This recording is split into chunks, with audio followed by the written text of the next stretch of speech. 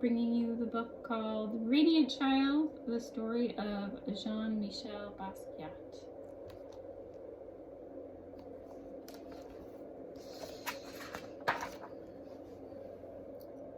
There's some really beautiful art in this book. Radiant Child, the story of Jean-Michel Basquiat. Somewhere in Brooklyn, between hearts that thump, double Dutch and hopscotch, and salty mouths that slurp sweet ice, a little boy dreams of being a famous artist.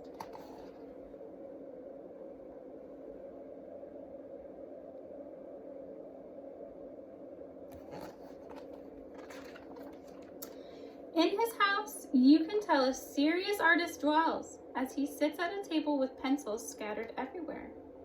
Jean-Michel always draws from morning until night with a serious face amid a storm of papers. He refuses to sleep until he has created a masterpiece.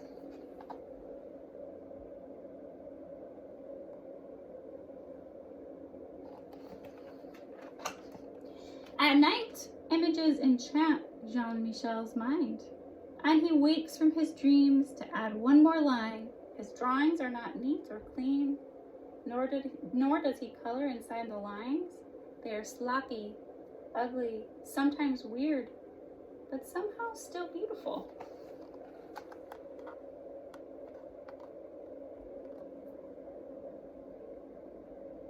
It's a good question. Does art have to look perfect or like something in real life to be beautiful? It's a good question to ask. His art comes from his mother, Matilde, a Puerto Rican woman who designs and sews and cooks and cleans and makes the house look like a stylish magazine. But most important, she lies on the floor and draws with Jean-Michel on his father's old work papers. So look at them together. It can be really fun to make art with somebody in your family or a friend. From her, he learns that art is not only in the poetry books she reads or in theaters and museums that they visit. Art is the street games of little children in our style and the words that we speak.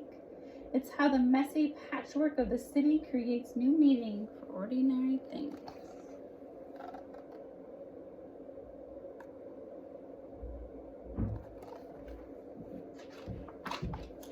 While visiting the museum, they look at his favorite works of art, reading the story behind each artist, reading the story behind each work.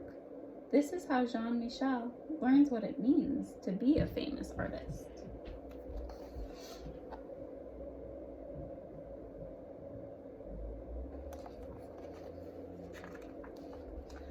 Back at home, he creates art on the floor as his father Gerard plays jazz records. Mama Matilde cooks arroz con pollo and calls Jean-Michel mi amor. The energy and life of the city can be felt in each line of his drawings.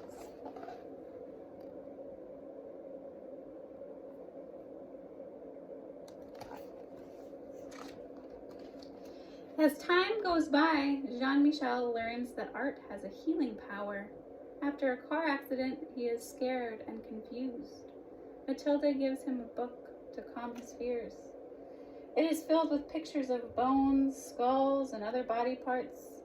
Jean-Michel draws from it until he knows it all by heart. He is no longer afraid.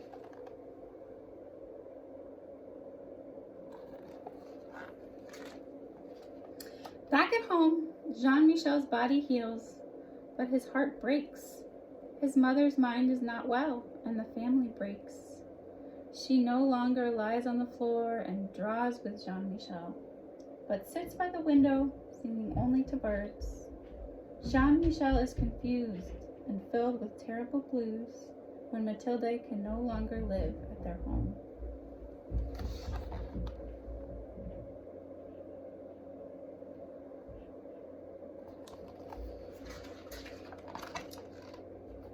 He tries drawing the terrible out of his blues, but things are not the same. As Jean-Michel grows older, he visits his mother when he can, always bringing his artwork to show, telling her that one day it will be in a museum. When I am a famous artist. A teenager now, Jean-Michel decides, Papa, I will be very, very famous one day. With a sly look and a twinkle in his eye, Jean-Michel leaves Brooklyn for New York City, the Lower East Side, a concrete jungle where only the tough survive. And there's Jean-Michel. During the day, dressed in a green jumpsuit splattered with paint, Jean-Michel stays with his friends, sleeping on couches and floors, leaving a barrage of collages and poem-filled papers everywhere he goes. At night, Jean-Michel spray paints the walls of downtown with poems and drawings that catch the eye of artists, gallery goers, and passerbys. Under his art, he signs the name Samo instead of Jean-Michel. Everybody wants to know, who is Samo?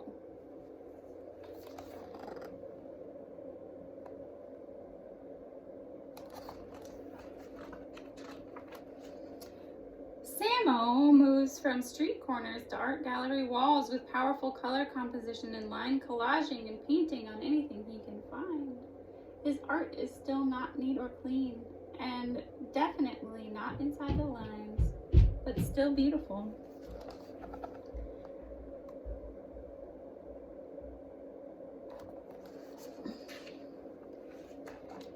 With his magical charm, Jean-Michel draws a crowd.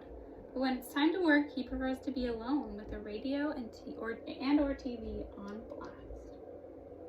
Now, an expensive suit splattered with paint, he flips through stacks of magazines and open books and paints into the night, and sometimes for days at a time, while sounds and images jump into his head. So this is him at his studio, it looks like. Jean-Michel, an artist among artists, never doubts one line, creating from a soundtrack that is all his own. People describe him as radiant, wild, a genius child, but in his heart he is a king, so he draws crowns for himself and others he admires.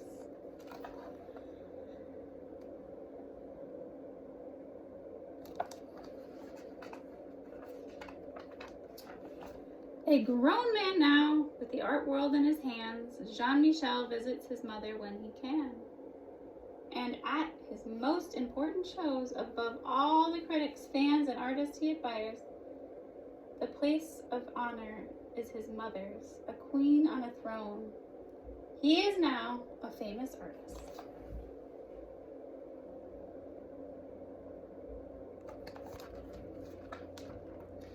And then this last page is just gives a little bit more information about Jean-Michel.